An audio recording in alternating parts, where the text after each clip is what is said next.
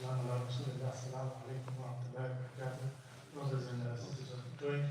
Today is the 14th of the Hijrah 1445, which corresponds to the 20th of June 2024.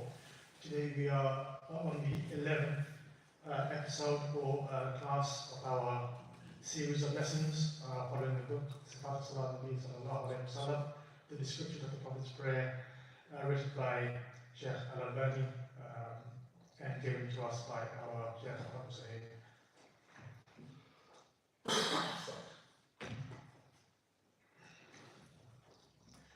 We were last on page 79 on the title Loud Inquiry Station in the 5 Daily Prayers and Others. He sallallahu alaihi wasallam used to recite loudly in the Fajr prayer and the first 2 rak'ah of Maghrib and Isha. On the other hand, quietly in Dhuhr and Asr, as well as the 3rd rak'ah of Maghrib and the last 2 rak'ahs of Isha. إن الحمد لله نحمده ونستعينه ونستغفره ونعوذ بالله من شرور أنفسنا وسيئات أعمالنا من يهده الله فلا مضل له ومن يضلل فلا هادي له وأشهد أن لا إله إلا الله وحده لا شريك له وأشهد أن محمدا عبده ورسوله أما بعد فإن أصدق الحديث كتاب الله وأحسن الهدي هدي محمد صلى الله عليه وسلم وإن شر الأمور محدثاتها وكل محدثة بدعة وكل بدعة ضلالة وكل ضلالة في النار أما بعد. First of all, we start by saying تقبل الله منا ومنكم الطاعات for the Eid al-Adha, and we had yesterday the last day, the days of Tashriq, and so Allah subhanahu wa ta'ala to make us Eid, which for the Muslims will be happy, and also our brothers in Gaza to be saved from those people who are killing them, and may Allah subhanahu wa ta'ala save those brothers from the massacre that's taken place. And now we're going to be going straight away to the book, which is Sifat Salat An-Nabi, and we are going to be titled in Arabic الجهر والإسرار في الصلوات الخمس وغيرها. That is to make the recitation loud and silent in the 5 daily prayers and others prayers. I mean other prayers like the Jumu'ah prayer, prayer of the Eid, prayer of the as well, Kusuf and Kusuf, and so on and so forth. So let's start inshallah with this. He said that the Prophet ﷺ, he used to make jahr with the qira'ah in the following: prayer of the Fajr, the first 2 rak'ah of the Maghrib, first 2 rak'ah of the Isha. And as for the silent prayer, he would do it in the whole of the Dhuhr, whole of the Asr, the 3rd of the Maghrib, and the 2 rak'ah, the last 2 rak'ah of the Isha. And that is with consensus of all scholars. So if you just go for the footnote, please, for that you will see. This is a matter of agreement amongst Muslims as transmitted from the righteous predecessors to the latter generations and as evident in the authentic clear hadith as stated by An-Nawawi, and some of which were reported afterwards. We come into the second paragraph. They could tell when he was reciting quietly from the movement of his beard when moving his lips, and when he intentionally let them hear him reciting an ayah also sometimes. So the companion used to know his recitation when it is in the silent prayer, not in the loud prayer, everybody can hear it. We're talking about the silent prayer here with the beard movement. What do we gain from this? Number one, the beard of the Prophet is long. It's not a beard short, it's just short. And the companions will not be able to notice it because if the beard is big, then there will be more of an area for the companion to see it. Number two, that the companion, they said this, that means they are in the prayer, behind or on the side. Because in the front, they're not praying, they're watching the Prophet of Allah, they will say, we have seen his lips. They will not say his beard. Okay? So that means, second issue, that Prophet when he was doing this, companions are where they are in the prayer. They are not outside the prayer. The significance of this is number 3, and that is the companions, where were they looking at? Were they looking at the Prophet's beard all the time, or are they looking on the floor? We know that we have seen from before. Where does the person, when he recites, is in qiyam, his eyesight should be where? Well, it is sujood point. And now we know that the Prophet he had looked into each part of the prayer into a particular place. So when he is in the qiyam, that's the time for the recitation, isn't it? So his his sight would be locked onto his prostration place. Same thing that with the companions would be also doing the same as the Prophet of Allah. But Prophet of Allah in other hadith, كان ينحر أحيانا.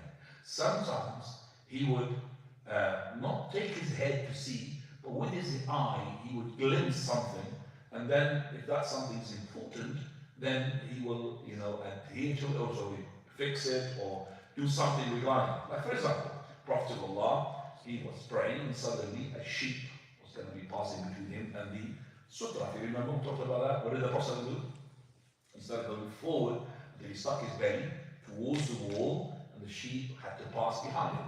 So that showed us as well how important the sutra are not even supposed to let an animal, never mind a human being. So even the child, I would not let him to pass by teaching the child. But if his child was crawling, same thing, I will treat that child like a sheep. Meaning I will let that child pass behind me or on top of my head, but not between me and my sutra. So that's another thing that we have learned, that the companions, that they would sometimes look like the Prophet of Allah if there is in case something. So the Prophet of Allah, he looked. Also the Prophet ﷺ, when he had offered the prayer on the pulpit, in order for the companions to learn. So in order for the companions to learn, would they be looking at the ground at that time when the Prophet of Allah was offering the prayer on top of the pulpit and asking? Or would they be looking at the Prophet? They would be looking at the Prophet. So the purpose is to teach.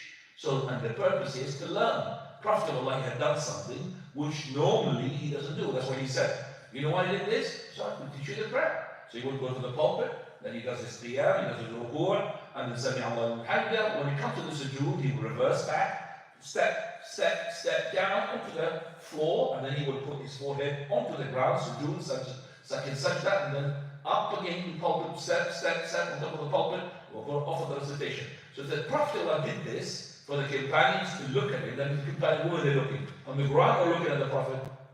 I'm asking you, were they looking at the Prophet or on the ground? On the Prophet. To learn from him. What's the point that he's doing all of that? So for the sake of the purpose of looking, for the purpose of teaching or learning, no problem. I'm saying this because it's a controversial. Where the person should be looking, because you can see some companions, especially the ones who are maybe affiliated to the Arabian Peninsula, you'll find them when they pray like this. They're looking forward. And they give you this hadith, and give you other hadith of the Prophet ﷺ. One day he saw in the wall hellfire, and so on and so forth. But the Prophet of Allah, in his default case, is always looking at the ground. Sometimes he would look because he had to watch his steps when he goes on the pulpit. Is he going to be one looking at the floor and going down? No, he has to watch his steps. And when he goes up to the pulpit, he has to watch his steps. So he's looking where he's heading. A number of hadith that tells the Prophet of Allah, he had taken his shoes off. Companions took the shoes off. That means they were looking at the Prophet of Allah to learn. They saw the Prophet took his shoes off. They took the shoes off as well. So that shows that the companions, for the sake of the purpose of imitating the Prophet of Allah and learning from him, they also had imitated him and took their shoes off. Right. So the Prophet ﷺ, he had one day had prolonged a sajda so much that the companion lifted up his head and he saw something which he didn't really expect. Then he put his head down. After the prayer is finished, he just waited. The Prophet was going to clarify the issue. So the companion asked, Messenger of Allah, you have made a long sajda, longer than usual. What happened? He said, well, my two children had used me as a ride, like riding with a camel, as a ride. I dislike for them to spoil what they wanted. I mean, take their time, and after that they dismounted. Then I have lifted up their head. Do we say now from the sunnah that the person who is in sujood to start lifting up his head? I'm asking, is it? No, it's not from the sunnah. You have to be happy with it. You have to be in the sujood. But this is an abnormal case. Had happened. Prophet of Allah, he prolonged the sajda. Companions thought something had happened to him. He's dead. They thought maybe he fainted, died. That's why he lifted up his head. But we don't say, we have to lift up our head to see if there's something up there. No, that is something had a reason for it. And I'm saying this just to make you understand that the companions, when they were looking at the day of his, when it's moving, it is not every second and every time, because it cannot be used to verify or to justify the saying of the Prophet of Allah is to look in the front. I'm asking, which is more for sure for a person? To see a person looking at a person like this with his Alhamdulillah, or to do like this, Alhamdulillah. Which one is more for sure? Look at them.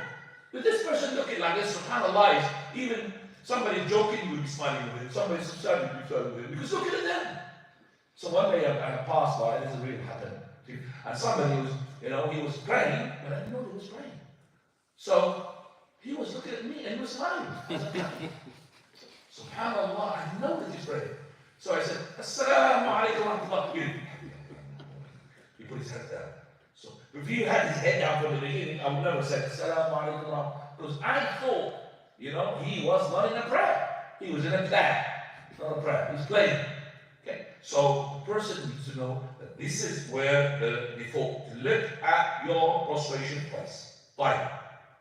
He says that بِإِسْمَاعِهِمْ إِيَّاهُ الْآيَةِ. Sometimes also, also they know his recitation in the silent prayers by making his ayah audible to him, to them. Is that audible like this? For example, he'll say, Alif Lam Mim. Is that what the Prophet used to do? No. Okay, so what do we understand from this? That the Prophet of Allah, the default of his, he will not make it audible. So it is like this. I'm reciting the Fatiha. We find some people, unfortunately, we are next to them when you are in a silent recitation or you are in tashahhud. This person is making his tashahhud in such a way that I'm not comfortable to recite my own tashahhud. I have to go along with him. What is it? What's this? You are disturbing the people. And you are reciting the Fatiha next to me. I have to go with you. I cannot do my own Fatiha. Unless I do loud with him. Alhamdulillah, Rahim. Because always the one who's louder takes the people with him. So we say to those people, it looks like that you don't know or you got waswasa. What are the two? Either you're ignorant when you submit your recitation in a silent prayer in such a manner that you disturb the others that you don't know.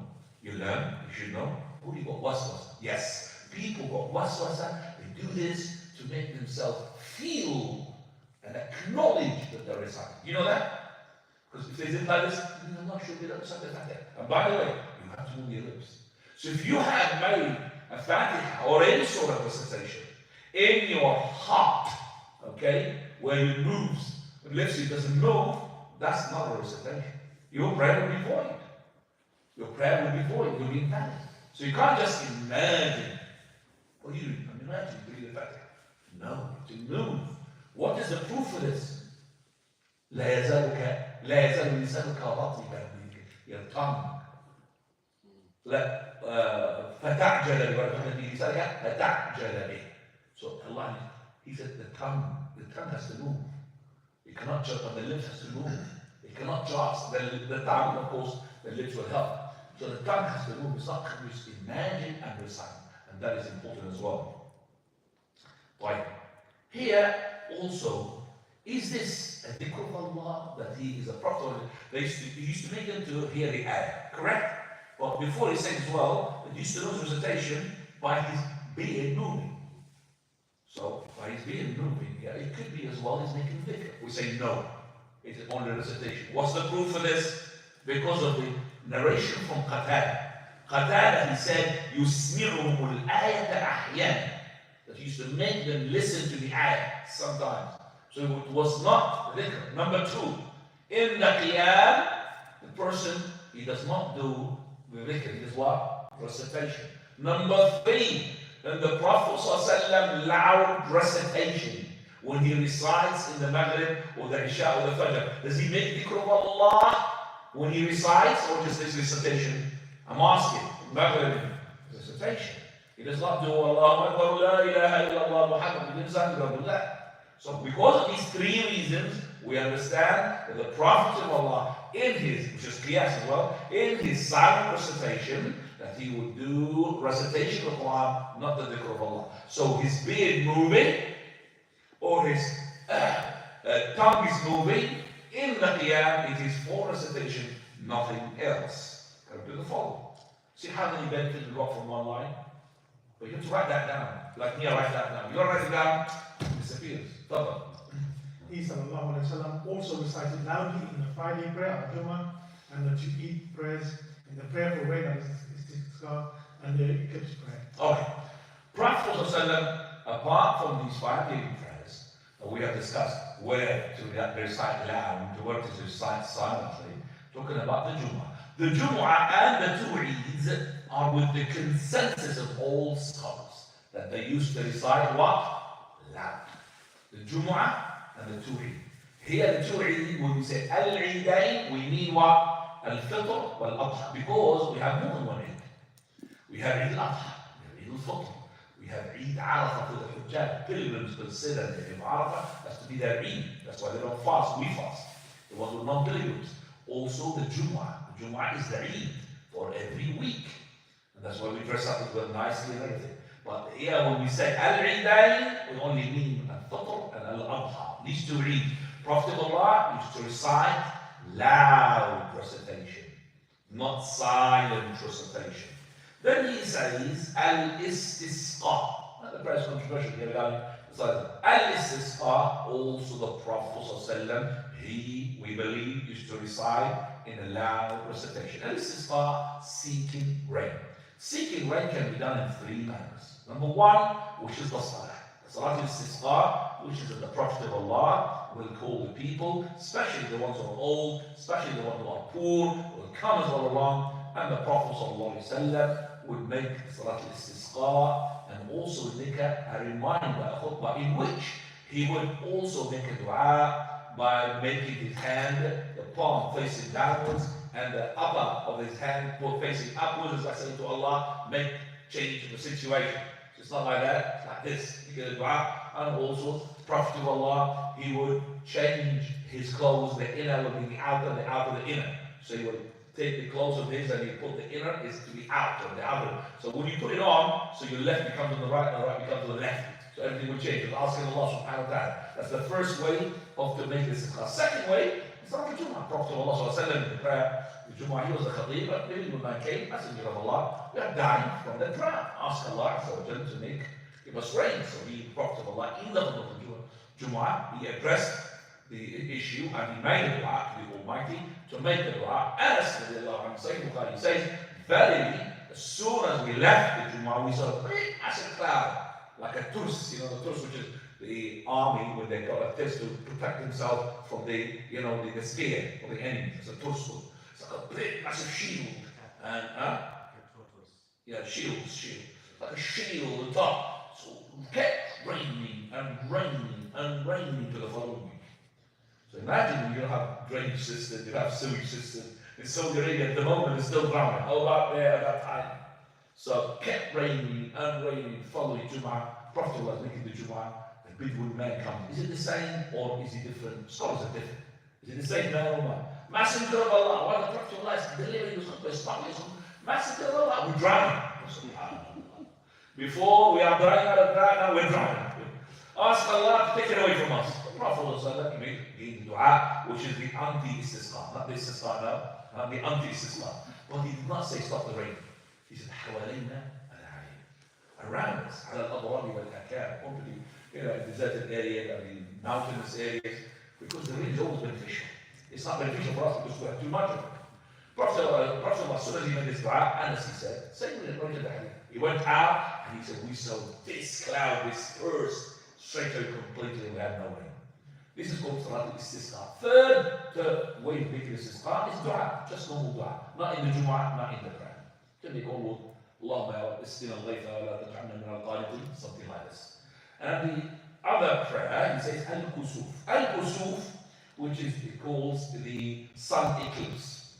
But we know that Kusuf, and there is another word opposite to Al-Khusuf, which is also the moon eclipse. You know, this is a phenomena that the people, as soon as they heard about it, they start now waiting for it, not to pray, no, to hold a special magnifying glass or a telescope or whatever, to observe this phenomenon. Where as the Muslims, we say that this is one of the signs of Allah. He makes people to be scared, to fear Him, not to go out and to fear Him.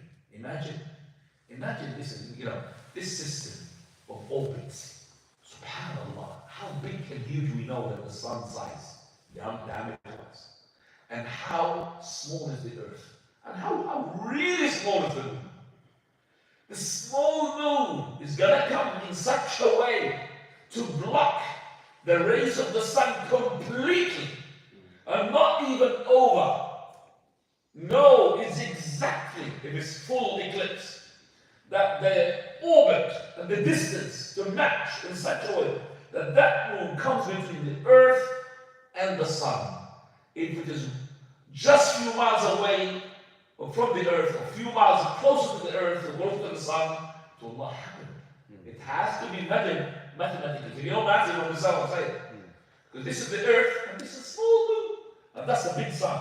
So that small moon was made in a size, and also in a distance between it and the earth, or between it and the sun, to such a way that if it had like that between the sun and the earth, it will block it, not just completely, exactly. Do you understand? Exactly. It's not going to be more or less. No, exactly. So the sun, subhanAllah, edges when it's full complete, it will be from the side of the moon. You can see it vivid. You can look at the sun in the middle of the day. And I've seen with my own eyes once a full eclipse. I was in my country because here you can't hardly can see it. Because the clouds, all the cloud. Subhanallah. You need to see this. So once this happens, then the people should rush to the prayer. Now the eclipse prayer, it's got something special, like the Eid prayer, like this Sifat prayer we said, we have a dua which is, we get upside down. As for the Eid prayer, we have seven takbirat in the first rak'ah, and Sifat takbir, so special takbir as well in the prayer Eid. Khusuf has got a specialty as well. Specialty that it is more, I would say, pulling the attention. And that is 2 ruku'ah and 2 sujood in each rak'ah. 2 ruku'ah and 2 sujood. And each ruku' has a Fatiha. So the Fatiha in this 2 rak'ah, which is of the khusuf, or the khusuf, is to have 4 Fatiha. 2 Fatiha in each. Okay? And 2 Fatiha in the second one. So 4 Fatihas. Okay, in that one. And loud recitation and long recitation. How long? Until almost the eclipse is finished. So half an hour, with the eclipse sometimes an hour. Yeah, so for half an hour, whether it's partial or complete, we do that. Now we don't have the Prophet of Allah that he had prayed the Kusuf, and so only once had happened, the time of the Prophet of Allah, and he prayed. Now we don't have the Kusuf from the Qamar, the eclipse of the moon. Do you know why? I'll tell you why. Because the people are asleep. The people don't have deep electricity to stay up and watch. And they don't have this navigation system that we do have now, by which we know calculation-wise and astronomical, calculate. We know when is going to be happening, which exact moment. It's called the eclipse of the moon. It's the opposite of the moon. You know what's the eclipse of the moon? The earth is in between the moon and the sun. The eclipse of the moon is the earth in between the sun and the moon. So the moon is supposed to be full, but is switched off the light. Why? Because the sun is blocking the light. So you're seeing the moon, subhanAllah, but you're not seeing the reflection of the sun onto that moon. Amazing. Exactly the same. The earth has an exact size, exact distance in order to make this eclipse of the moon. There was no eclipse of the moon regulated from the Prophet. But listen now. How many times we had eclipse? Only one. Once. For the sun. How many years did the Prophet live when he had the revelation until his death? Can you tell me? 23 years. So 23 years. I'm not counting the ones before. I'm counting the ones after. 23 years. That means he had at least 22 birthday celebrations.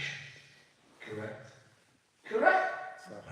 We don't have a single narration within those 23 years to talk about the birth celebration of the Prophet. Whereas we had one incident of Kusuf, and we had more than 22 companions narrating that incident. See the comparison here? 20 years, birthdays, no birthdays. 20 years, 22 years, at least birthdays. Nobody had narrated this. And we have 22 companions narrating one incident. So it shows you. That's why I tell these people celebrate.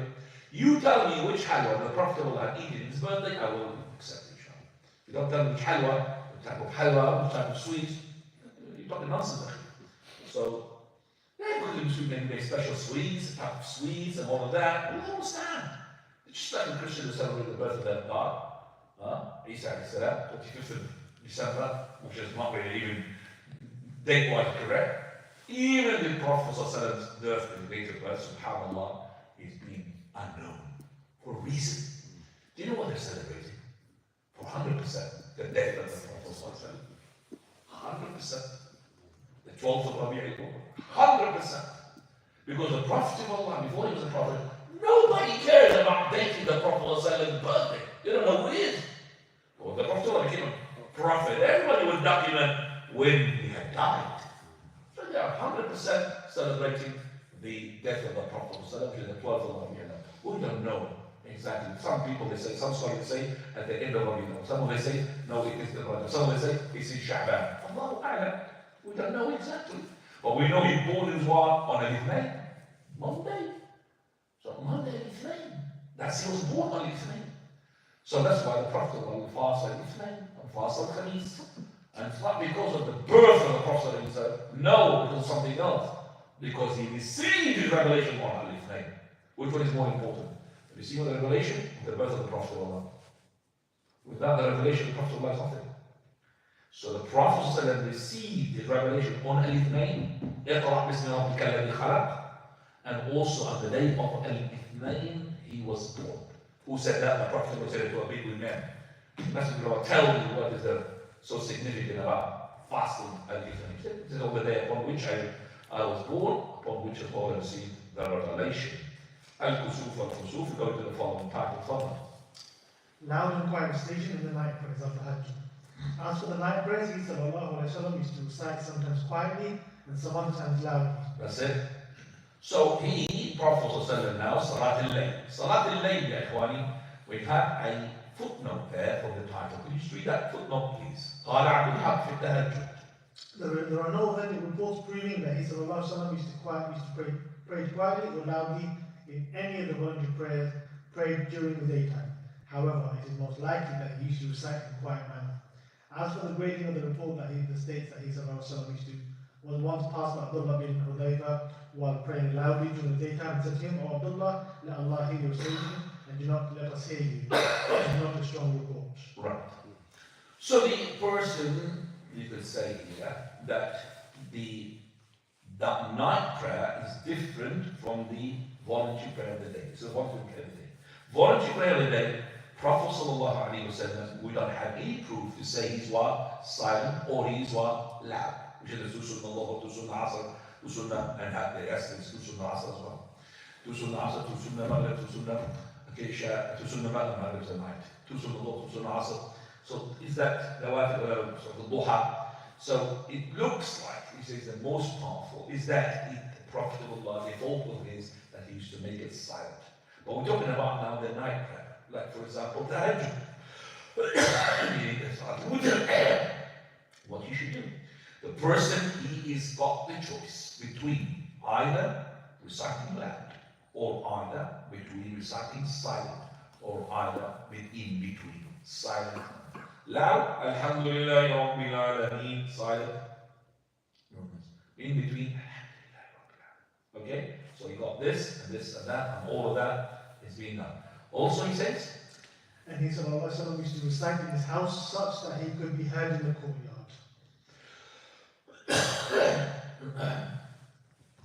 But Prophet he sometimes recite in the house, in the bayt, يسمع قراءته في الحجرة. If he recites in the house, that means outside the room, the person in the room would hear his recitation. Father, al-hujra, by the way, al-hujra, this is a place where it is next to the door. Al-hujra is called dining room, the guest room. That guest room, yeah, I don't know. I mean, guest room sometimes is inside the house, but this is beside the door. So the inside of the house is the bedrooms and all of that. That's inside. But next to the door is called al-hujra. It's like waiting place for the guests. Okay, al-hujra. So the Abdullah ibn Abi Qais, he said, I asked Aisha radiallahu anha, the mother of the believers, how was the recitation of the Prophet sallallahu alayhi wa sallam during the night, which is the night recitation? She said, the Prophet of Allah sallallahu alayhi wa sallam, he was asking, was he doing it silent or was he doing it loud? She said, the Prophet of Allah used to do all of that. Silent and loud. Sometimes silent and sometimes loud. I'll tell you one night that the Prophet ﷺ, he was reciting in such a way, there's not a way to give her Aisha. She said, where is it? There's no light in the bed, there's only whiskey. Where is it? A number of times she said, where is it? So she put it in her hand, and she touched his feet while he was in this frustration. And she heard him say, اللهم إني أعوذ برضاك من سخطك ومن معافاتك من عقوبتك وأعوذ بك منك. And I say something here. Aisha, if she had heard that word of the Prophet of Allah, I don't think she would be looking for the Prophet who would hear. She only heard him when she touched the bottom of his feet. And the Prophet of Allah, he made it loud in order. Number one, to say to her, I'm not dead. I'm still alive. Number two, I'm in a prayer. Number three, what sort of dua you could do when you are in prostration. All of that from that loud. Allahumma inni a'udhu bika min mu'afatik while he was prostrated. Right, so Aisha radiallahu anha, when she said this, Abdullah, the one who narrated from the Aisha, Abdullah ibn Abi Qais, he said, Alhamdulillah alladhi ja'ala fil amri sa'a. Praise be to Allah that He made the matter spacious. The matter spacious, I mean, you could recite loud, and you could recite silent, Alhamdulillah. So, the person would recite according, I would say, according to his capability. In terms of laziness, in terms of he's not lazy, okay? So, the person should always focus upon ikhlas. If you're trying to recite with loud because there is somebody there in the house, you want to buffle in with your nice voice, be careful. Ikhlas. So, this is number one, ikhlas. Number two, the person sometimes he would find himself that if I recite loudly a bit, that it will encourage me to recite longer surahs rather than silent. Because I am enjoying myself. No problem about that. Alhamdulillah. So that is as well. So it depends upon how motivated you are and how lazy you are. And during the night. So it's, the person sometimes you wake up really tired and what to do is tahajjud. Prophet of Allah, he said, let me go sleep. Because you might make a dua, instead of making dua for yourself, you start making dua against yourself. That's why one day the Prophet of Allah entered a masjid and he saw a rope being hanging from one side to the other side, from one wall to another. He said, who is this rope? He said, Zayn, his wife. He said, hello, I'm tired. Let the person pray what he's capable of. Some of you just get up and pray, and instead of invoking forgiveness for himself, he will curse himself. So he commanded for that to be, because what she did, she used to pray her prayer, and she gets to sleep. She holds the rope. She holds the rope. And then she goes to the prayer. Hold the rope to make her awake. Oh, I'm tired. We don't want that. We want to pray. The person prays his prayer. And that is for the night prayer one, not for the Fajr. Because someone uses hadith, wake up for the Fajr. No. The Prophet said, if I wake up in the Fajr and I'm so tired, I might insult myself, let me sleep. Wallah, this is a person between me and debate and between a person who's older than me. I think he can die now. May Allah mercy upon him. But wallahi, this hadith was narrated in Sunnah Abi Dawud, and this hadith under the chapter of Salat An-Nabi fil Layl. And Abu Dawud has got this fantastic chapterization of putting title for the chapter. When he said, this is Salat Al-Abdi fil Layl, Salat of the person go out during the night, and he put the hadith of this. So it's not to do with Fajr prayer. No, Fajr prayer you have to sleep early and wake up, and you don't wake up, you have had it. So, if there's something. This is relevant to another talk we want to host in the future. It's going to be no problem for the prayer. Are they going to give us some kebab? Right, so the person would recite according to his capability. Here we're going to find an incident took place with Abu Bakr and Umar. Listen. He ordered Abu Bakr and Umar, likewise, when one night he came out to find Abu Bakr praying in a low voice. He passed by Umar bin Khattab praying in a loud voice. Later, when he gathered around, the Prophet said, "Oh Abu Bakr, I passed by you while you were praying in a low voice."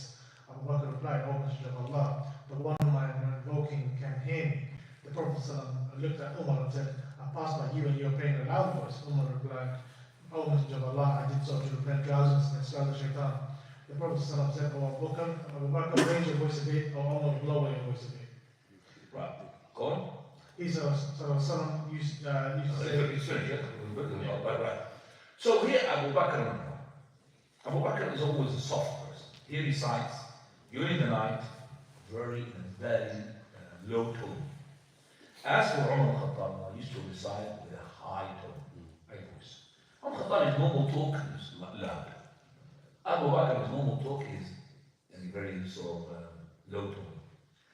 Prophet Sallallahu passed during the night, while they were praying, he had heard Abu Bakr how to recite. So he said to him, Irfa, raise up your voice, Abu Bakr. Why? There's another narration I would like to understand, for you to grab it here. حتى يقتدي بك من يسمعك.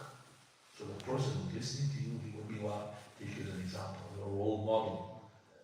To learn from you, Abu Bakr.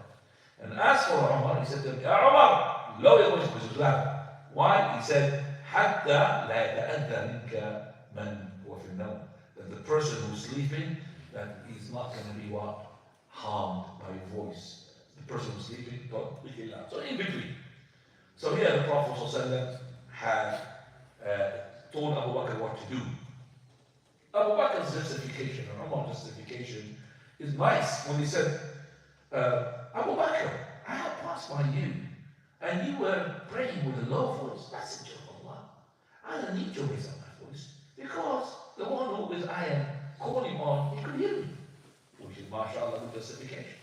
Umar, I have passed by you, and you were praying with loud voice. Messenger of Allah, I want to wake up who's asleep, and I want as well to expel the shaitan. So after the shaitan, subhanAllah, I mean, raising up the voice in a place where you're not supposed to raise up the voice, it will bring the shaitan. It will not kick out the shaitan. Remember that. So reminding me now that the person who's throwing the jamrah, okay, so he thinks by making his tone bigger, then he will make more the shaitan, more of the effect with the shaitan. It's all about it. The smaller it is, because you're matching the Prophet, sallallahu alaihi wasallam, then this can be more of hurt and harm to the shaitan. So if you want the shaitan to cry, follow the sunnah. Make him cry. Prophet sallallahu alaihi wasallam, he said, the shaitan cries. Yes, when you make your prostration, sujood tilawah takes place. Shaitan will say, woe to me, I've been commanded to prostrate and not to end. And he was commanded to prostrate and he did. And he starts crying, weeping. Then the shaitan, he cannot repent because he had asked, which is his last chances to be immortal. That's why he can't repent. He's going to stay until the day of resurrection. No death. But he's going to go to hell. They're going to go to hell. Just because of his arrogance. Like, by the way, just to make sure you understand this, Al-Hujra, which is reminded me for the Surah Al-Hujurat. Al-Hujra, which is mentioned in here, it is not the one which is mentioned in الَّذِينَ يُؤْمِنُونَ بِالْغَيْبِ الْحُجُرَاتِ. أكثرهم لا يعقلون, the one who calls you, okay, Hujurat. See, the Hujra, it was made from the palm frond. You understand that word, fronds? Palm leaves. Frond is the big leaf of the palm tree. Okay? And it's not the one which is made from the bricks and the cement and the sand. And that is why Hadith Abdullah ibn Umar, the Prophet ﷺ, he said, صلاة المرأة في بيتها أفضل من صلاتها في حدها وصلاتها في حجرتها أفضل من صلاتها, and so on and so forth.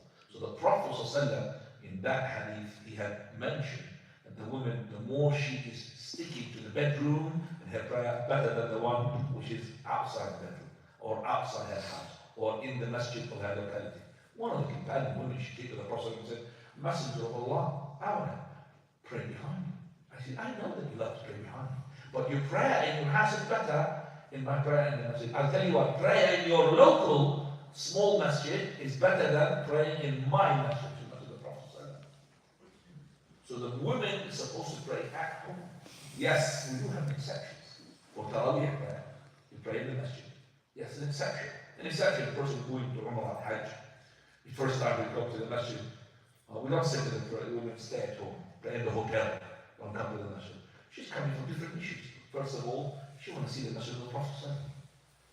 But later on, if she's settled there, her own house is better than the masjid of the Prophet. But she want to see it to pay a visit to the Prophet the first time. She want to see the Baqi al-Gharqad from outside. She want to see the Shuhada al-Uhud. She want to see those things like from the etiquette of the ziyarah of the Medina. Right, further. He sallallahu alaihi wasallam used to say, the one who recites the Quran loudly is like the one who gives charity in public. Allah. And the one who recites Quran quietly is like the one who gives charity in secret. So, subhanallah, right. This is amazing. The one who does his Quran loudly is like he is making his sadaqah openly. Is that no good? No, sometimes it's good. Because if you want the people to follow your sunnah, to be a role model, you pay charity like that. You can email it openly. His class there and half. Nobody knows about it. But he had done it so to drag other people to do it. And he will have the sunnah of every person who will follow. But if you did it because of the sake of it, you want to show off, it's something else. And if the person wants to do it, this qira'ah silently, then it's like he has been doing the sadaqah secretly. And sometimes you want to have something called khabi'ah. What is a khabi'ah? Something hidden. Nobody knows except Allah, not your wife, only yourself and the Almighty Subhanahu wa Ta'ala. Right. By the way, this is to do with Abu Bakr and Umar. I'm going to quote to you Ibn al-Arabi fi Arad al-Ahwal. He says, the people had different. Which is better? The better is to call upon Allah subhanahu wa ta'ala silently, means secretly, or is it to call upon Allah azza wa jal with loudly? Because the ajr will be multiplied and it will remind the person who is not aware and to expel the shaitan, as he said. We say that regarding Abu Bakr radiallahu anhu, he has, I would say, ikhlas into him. In no way he will be doing something out of riyah. So it will be for the person to make it maybe silent, to be aqrab ila al-ikhlas. As for other than Abu Bakr, is different. So Abu Bakr, when he was asked to put his voice loud, that's Abu Bakr. But for you, you have to watch for your ikhlas. And that is why the person who had rated Abdullah ibn Abi Qais from Aisha, he said, Alhamdulillah, alladhi ja'ala fil amri sa'a. I would urge you to do what we do as well, is to recite sometimes loud, sometimes to recite silent, sometimes to recite in between. To do everything like Abu Bakr, like Umar, like the Prophet ﷺ, when she had answered the question for Abdullah ibn Abi Qais. Right. Now we come to what the Prophet ﷺ used to recite in the 5 daily prayers, and we stop just the time. List of what the Prophet ﷺ used to recite in different prayers. Some people are listening. As for the surahs and ayat, he ﷺ used to recite in prayer. This varied according to the prayer he prayed. The following elaborates further about what he used to recite, beginning with verse 5 obligatory prayers. Okay, we're going to talk about Fajr, Dhuhr, Asr, Maghrib, and Isha, what he used to recite. Not only that, we're going to talk about the Sunnah of Dhuhr, Sunnah of the Asr, what he used to recite as well, Sunnah of the Maghrib, and so on and so forth. And we're going to talk about what is Al-Mufassal, what is Quwal Al-Mufassal, what is Qisar Al-Mufassal, something we're going to learn from this as well. Because we have Al-Mufassal, and we have Quwal Al-Mufassal, and we have Qisar Al-Mufassal. I will talk about that, inshallah. That is bi'idhnillah in 2 weeks' time. And inshallah, we're going to do Suhayb. I think we've got half the questions in it now. We don't know that much time. Yeah. So let's give about 15 minutes for the Qur'an, remember? 25? Yeah, so only about 13 minutes for the questions. Please, let's have the questions. I do have questions online. But I will start with you guys, inshallah.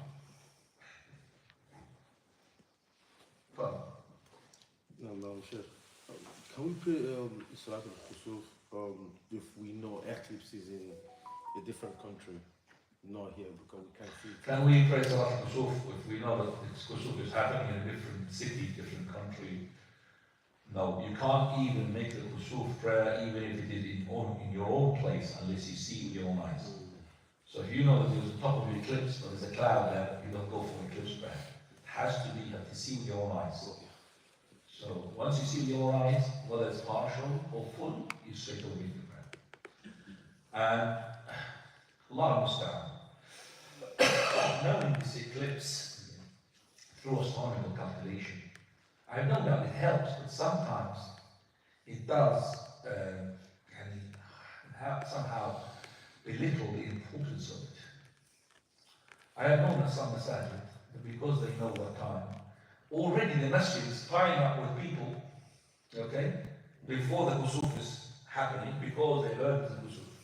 And then there will be a person with the imam himself going outside, just looking and going inside. I remember one of these years, there was no prayer because he kept coming out, coming in, coming out, coming in, coming in. I can't see it. And the people waiting. He almost, Alhamdulillah, he almost did it just for the sake of the people that was filling up the masjid like Jumu'ah. Like Jumu'ah. But this is not right. So as soon as the eclipse takes place, you see it, then you rush to the masjid. At the time of the Prophet there was a call to it. And you might tell me, what is the call for Salat al-Kusuf? Put your hands up. What is the adhan? Allahu Akbar. What do you say? What is Salat al-Kusuf? Call. It's as-Salat al-Jami'ah. As-Salat al-Jami'ah. As-Salat al-Jami'ah, that is a prayer, make a congregation prayer, it will be knitted together. Salat al-Jami'ah. As-Salat al-Jami'ah. That's the call. And it's only for these things that takes sun, kusuf. So it is, yes, we know it astronomically now, we don't know when, but do we have a guarantee we're going to see it? No, we don't. So still, Salat al-Jami'ah. Whereas the Eid prayer, we don't say Salat al-Jami'ah. We don't speak adhan. The Eid, because we have gathered. Same thing with istisqa. We don't have Salat al-Jami'ah. So istisqa, we tell you 7 o'clock tomorrow, inshallah, head towards the musalla, if we say istisqa. Salat al-Eid, inshallah, in such and such place, we're going to make Salat al-Eid. We don't make Salat al-Jami'ah. Salat al-Jami'ah, for those things that happens, where the people are not really paying attention. So yes, we know now Salat al-Kusuf what time, but we don't know if it's going to appeal to us or not. We don't know if it's going to be clear for us or not. Yes, Kusuf. How many Kusuf we have passed the world we haven't seen? Has anybody saw this phenomenon of this light? The Northern Lights. Yeah. It was the other You week. see it? I didn't see it. I've got videos, but No. I was asleep. Yeah, no, I wasn't asleep. I was awake. Did anybody see it? You saw it? You saw it? SubhanAllah. He was in the north, the south, northern north. Yeah. How was it? Really clear? It's clear on your phone, but with your eyes you can tell it's not very, very clear. That's not it. The phone makes it more clear, isn't it? I have noticed that. It's not what I wanted. It's always the people, they don't see it as much. This phone is, you could just purify the cameras and make it even more presentable to you. I don't believe these pictures. So yes, with your eyes, you can see that much. It's just nothing. But when you take a picture, and that picture takes all of this haze and all of this, and makes it, and adds more colors to the colors. No, inshallah. I went out to see it, to look at it. It's not the light. I didn't see anything. You can see it with your eyes. Not as good as phone. That is more in Sweden and Norway. Yeah, Sweden, this is there, there, you can see it properly. Sheikh, if you, my voice is so loud. No, the sisters. Oh, for the sisters. It's like this. If you say loud, come on, shout. The sisters. Oh, it's so better. If you come to the They're not mosque, things on. Green as well. if you come to the mosque and you forgot to sit down after the Tahiyat al-Masjid, as soon as you remember, can you stand up and do it or squat? So a person sat down and he will not pray Tahiyat al-Masjid. Tahiyat al-Masjid, that means you can't sit down without a prayer. So if you have come and the Imam is doing Dhuhr or Asr, you join the prayer, there's no Tahiyat al-Masjid. So you join him Dhuhr or Asr. But you came and there's no prayer of Jama'ah. You came to the Masjid. As you sat down, it does not take out the compulsory of the prayer of Jumu'ah. What is the proof for this? On the day of Jumu'ah. And you can't have better proof than this. In Sayyidina Muslim, Sayyidina Allah, comes to the Masjid. And he sits down. Prophet interrupts his khutbah. And his khutbah is important. He says, Sulaik, did you pray? He asked him this question, did you pray? Because maybe Sulaik prayed in one corner of the masjid and the Prophet did not see him. That's number one. Number two, Also to show that the Imam can interrupt the khutbah for something like this. Also to show that a person who is watching or listening to the Imam can talk to the Imam as well. Lots of benefit here. Because you cannot talk to each other. You cannot talk even yourself to yourself loud. But you can talk to the Imam. So that's number 3. And then number 4, he said, which is the benefit, which is the question is about, that he already said. He said to him, Messenger of Allah, no, I did not. He stand up. So when he stand, he does not say that you don't stand up. No, you must stand up. So he sat down. Did you pray? No, Messenger. He stand up. And he said, pray 2 rak'ah. And he said, make them light. Light means Fatiha. That's it. Light doesn't mean light as a bulb, but it is really short. So, because it's a khutbah. So here, if you like, another benefit is that your prayer is important, but the khutbah is also important. So you can't just recite. Wallahi, one day I was doing the khutbah. Subhanallah. This was in Northampton. It was in Northampton. It was a brother who was listening as well. It was in Northampton. And in the khutbah, sometimes, I teach the people, but sometimes you've got flying customers. While the adhan is being called, this person comes, and he comes and pulls the middle of the masjid. He finds a place for him, and the masjid is full. The masjid in Northampton is about 4 times the size of this masjid. 4 times and easy. So he stands in the middle, okay? I could see him, that post, that pillar. There. And he stands in the middle, and he's waiting for the adhan to be what? Cool. So the adhan, after the adhan calls, I was going to start my khutbah, and Alhamdulillah. And this person started his work, Tahiyat al-Masjid. Now I've taught these people that ikhwan, listen to the adhan of the Jumu'ah is recommended. But listening to the khutbah is what? Compulsory. And compulsory takes precedence over one, which is recommended. You should have started your Tahiyat al-Masjid while you're making the adhan is on. But the problem is, I don't want to say anything regarding this issue until he finishes his 2 rak'ah, then he could be listening to me. So maybe his prayer is not really listened. So he kept praying. I finished my khutbah al-Hajj, which is Arabic and English. We took about 2.5, 3 minutes. And still he's praying. His 2 rak'ah. I finished almost 1/3 of my khutbah. He's still praying the 2 rak'ah. That's why the Imam when I said that the Prophet said to Suhayb, make them light. I don't know how long they've been postponing. How long? And then I addressed the issue. And I said about this issue. And while I was talking, you made me fast. I said, Ikhwani. So what is the point of you coming to pray to the 2 rak'ah and you miss the khutbah of the Jumu'ah? When Allah Azza wa Jalla, يا أيها الذين آمنوا إذا نودي إلى الصلاة في يوم الجمعة فاسعوا إلى ذكر الله. فاسعوا ذكر الله here is the prayer plus the khutbah. It's not dhikr Allah, it's only the prayer. You're wrong, Mr. Masjid, who had declared or announced 2 times khutbah Jumu'ah time and Salat Jumu'ah time. You made it separate. Do you do that in this masjid? You say that Salat al-Jumu'ah is such and such time? Just the khutbah time, That's it. No, but the Masjid al-Hadith, the Masjid al-Pakistani, they do it. They say, khutbah al-Jumu'ah starts at 1 o'clock. Salat al-Jumu'ah 1:30. So this Khatib came, and his Jumu'ah, his khutbah was, he started a bit late, his khutbah was a bit more, it's 1:30, he has to stop. And if his miskin doesn't know how to find words for his khutbah, if he finished early, they will tell him to stand up in the public. 1:30 is not on. You're laughing? Wallahi, it happened. I left the masjid for something, and the khutbah met him and I with him. And I went to do khutbah somewhere else.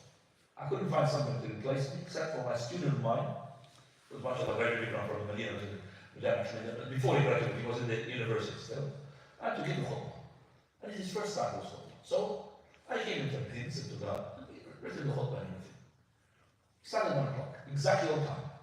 And the prayer is normally the case 1:30. But this person has finished 1:15. He's down the top and he's young. Still, I would say 19, 20 years old. The person who's in charge of the masjid said, Akhi, we have to wait until it's 1:30.